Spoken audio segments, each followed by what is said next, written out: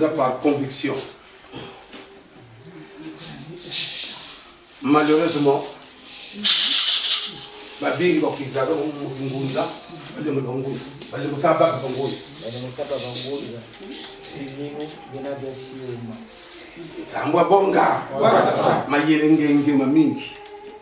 beaucoup d'appelés très peu de lui. Il y a Ngunza, quand on prête serment là-dedans, on entre déjà dans le cercle initiatique.